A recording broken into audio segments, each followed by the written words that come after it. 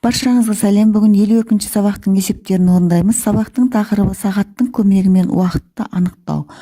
Бұл сабақта сағат циферблатының көмегімен уақытты анықтауды үйренеміз. Бірінші есеп, суреттегі сағатқа қара. Сағаттық тілі нақты қай санды көрсетіп тұр дейді. Демек, мына суретте сағаттың сағаттық тілі бұл кішкене тілі болады, кіші тілі. Кіші тілі бізде 9-ды көрсетіп тұр. Демек, күндізгі 9 болуы мүмкін, және кешкі 21:00 болуы мүмкін. Минуттық тілі ше дейді. Минуттық тілі, мына ұзын тілі минуттық тілі болады. Бұл 12-ні көрсетіп тұр. Демек, сағат қанша дейді. Демек, күндізгі 9:00 болуы мүмкін. 9 бол, сағат күндізгі 9, немесе кешкі 21 сағат болуы мүмкін. Сурет бойынша өзің басқа сұрақтар қой. Демек, сұраққа жауап береміз. Бірінші сұраққа жауап: сағаттың сағаттық тілі 9-ды немесе 21-ді көрсетіп тұр. Екінші, минуттық тілі 12-ні немесе 24-ті көрсетіп тұр. Демек, сағат 9 сағат немесе 21 сағат. Үшінші, сағаттық тілмен біз өзіміз суреттер бойынша өзіміз сұрақ қойдық. Сағаттық тіл мен минуттық тілдің арасы неше минут дегенге 15 минут деп қойдық. Өйткені 9-дан 12-ге шейін 3 сан бар. Демек, 3 аралық, әрқайсы аралығымыз 5 минуттан есептелінеді. Бұл 15 минут болады. Екінші есеп, сурет бойынша тура пікірді тап. Сағат 10-нан 20 минут өтті, немесе 9 сағат 40 минут. Сағат 8 сағат 10 минут, немесе 8-ге 10 минут бар. Сағат 9 сағат 40 минут, немесе 10-ға 20 минут бар дейді. Демек, біз сағатты қараймыз. Сағаттың кіші тілі 9-дан кішкене өтіп тұр, ал ұзын тілі 8-де тұр. 8-де тұрған болса, біз бұны 5-ге көбейтеміз. Әрбір аралық 5 минутқа теңеді ғой, сондықтан 8-ді 5-ге көбейтсек 40 болады. Демек, 9-дан 40 минут өтті бұл жерде. Немесе мына жерден 20 минуты кем 10 болып тұр. Мына жерде 1, 2, 3, 4 аралық бар ғой. Егер 20 минут өтетін болса, сағат 10 болады, өйткені 10-ға жақындап тұр. Демек, бұл жерде тура пікір сағат 9 сағат 40 минут, немесе 10-ға 20 минут бар. Демек, тептерге осылай жазып қоямыз. Тура пікір сағат 9 сағат 40 минут, немесе 10-ға 20 минут бар деп. Үшінші есеп, зерттеу уақытты анықта. Үлгі көрсетіп қойған 4 сағат 39 минут, немесе 16 сағат 39 минут деп. Мына жерде кіші тілі 4-тен өтіп тұр, ал үлкен тілі 8-ге жетпей 7-ден өтіп мына жерде тұр. Демек, 39 минут болып тұр. Кейінгісінде дәл соған қарап анықтаймыз. Мына бірінші суретте кіші тілі 11-де, ұзын тілі 12-де тұр. Демек, бұл сағат 11-ді білдіреді. Ал мынаусы рим цифрымен берілген. Балалар білеміз, мына X болса, бұл сағат 10-ды білдіреді. 10. Ал мына 2 таяқша 2-ні білдіреді. Демек, 2-де тұрған болса, 2-ні 5-ге көбейтсе 10 болады. Демек, 10-нан 10 минут өтті. Ал кейінгісі үлкен тілі 5, кіші тілі 5-те, үлкен тілі 1-де тұр. 1-ді 5-ге көбейтеміз 5 болады. Демек, сағат 5-тен 5 минут өтті, немесе 17-ден 5 минут өтті. Тептерге осылай жазып барамыз. Бірінші 11 сағат, немесе 23 сағат. Екінші 10 сағат 10 минут, немесе 22 сағат 10 минут. Үшінші 5 сағат 5 минут, немесе 17 сағат 5 минут. Демек, уақыт осы сағаттағы уақыт осыны көрсетіп тұр. Төртінші есеп, дүйсенбі күнгі сабақ кестесінің уақыттарын кестеге жаз. Демек, сабақ кестесін жаздық. Бірінші сабағымыз 9 сағат 00 минуттен басталып, 9 сағат 45 минутта аяқталады.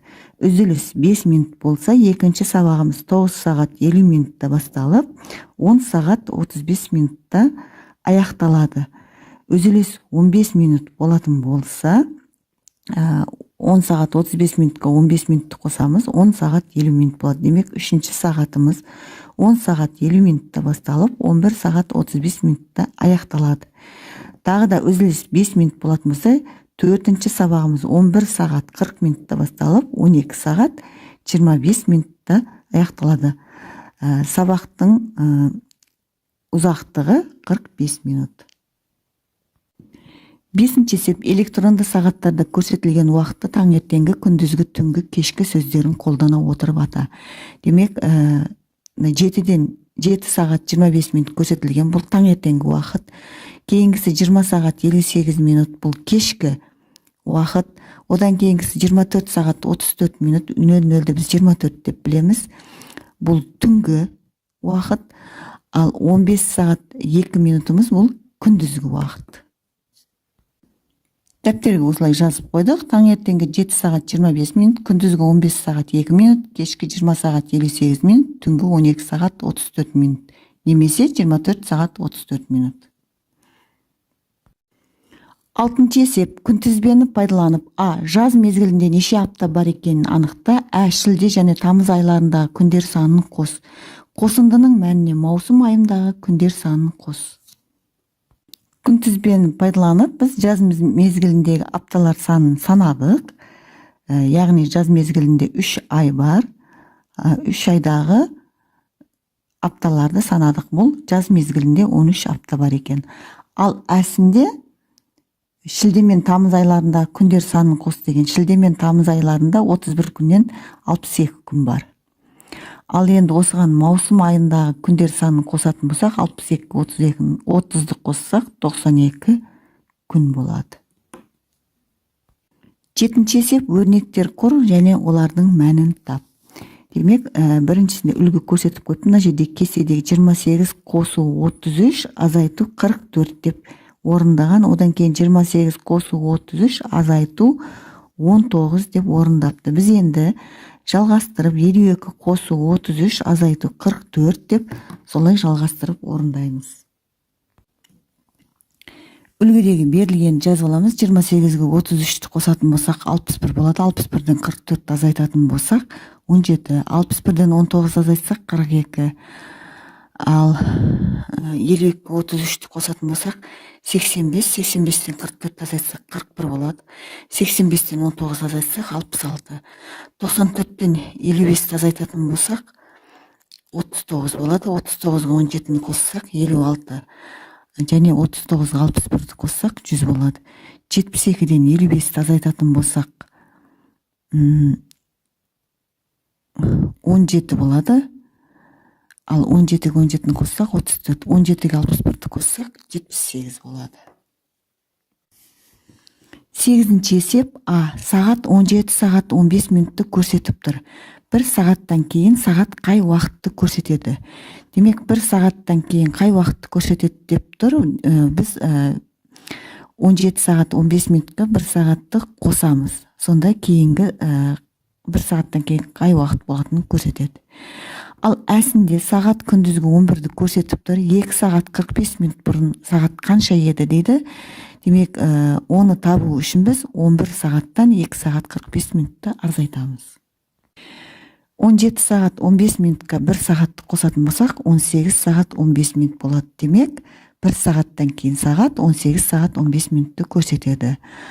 Ал 11 сағат 2 сағат 45 минут, 11 сағаттан 2 сағат 45 минут азайтсақ, 11 сағатты біз 10 сағат, ал және қосу 1 сағат деп жазып, сол 1 сағатты минутта өрнектейміз. Яғни 10 сағат 60 минут деп жазып алып, одан 2 сағат 45 минут азайтамыз. Бұл сағатынан сағат азайтамыз. Ондан 8 азайтсақ, ондан 2 азайтсақ 8 сағат қалады. 60 минуттан 45 минут азайтсақ 15 минут қалады. Демек, 2 сағат 45 минут бұрын сағат 8 сағат 15 минут екен. 9-ші есеп ойлан тап. Құм сағаттары 7 минутты және 12 минутты көрсетіп тұр. Осы сағаттардың көмегімен 5 минуттың қалғанын қалай білуге болады? Демек, мына жерде үлкен құм сағат бұл 12 минутты көрсетеді, ал кейінгі сағатымыз 7 минутты көрсетеді құм сағатымыз. Енді осы сағаттың көмегімен 5 минут қалғанын қалай білуге болады дейді. Біз екеуін бірдей өлшеп, бірдей қоямыз да, сонда мына 7 минуттық құм сағаттағы құмдар таусылғанша қоямыз. Сонда мына жерде 12 сағатта 5 минут қалады. Яғни 12 минуттан 7 минут азайтсақ 5 минут қой. Сондықтан мынау таусылған кезде біз 5 минут қалғанын біледі екенбіз. Ал әсінде көктемнің бірінші күнінен қыстың соңғы күніне дейін неше ай бар деген.